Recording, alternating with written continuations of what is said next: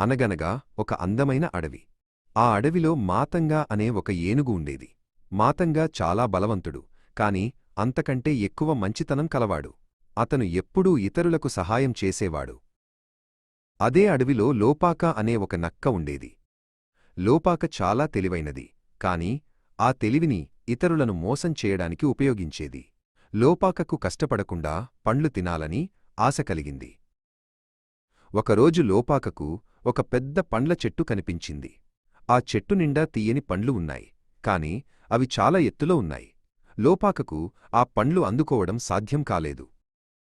లోపాక మాతంగ దగ్గరకు వెళ్ళి ఇలా అంది: మాతంగా, ఈ చెట్టువేర్ల కింద ఒక పెద్ద బంగారు నిధి దాగి ఉందని నాకు తెలిసింది. నువ్వు ఈ చెట్టును పడగొడితే ఆ నిధితో మనం అడవిలోని జంతువులన్నింటికీ సహాయం చేయవచ్చు. మాతంగా చాలా అమాయకుడు. అందరికీ మేలు జరుగుతుందనే ఉద్దేశంతో తన బలమైన తలతో ఆ చెట్టును గట్టిగా నెట్టడం మొదలుపెట్టాడు. మాతంగ బలానికి ఆ చెట్టు ఒక్కసారిగా నేలకూలింది. అక్కడ ఎలాంటి నిధి లేదు. కాని లోపాక మాత్రం చెట్టుకున్న పండ్లన్నీ తింటూ మాతంగ అమాయకత్వాన్ని చూసి మనసులో నవ్వుకుంది. ఆ శబ్దానికి అడవిరాజు వనరాజ అనే సింహమక్కడికి వచ్చింది.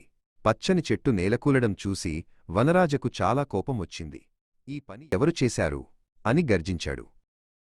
భయంతో వణికిపోతున్న మాతంగ వనరాజ ముందు తల వంచుకుని నిలబడ్డాడు. రాజా, నిధి దొరుకుతుందని, అందరికీ సహాయం చేయవచ్చని లోపాక చెప్పింది.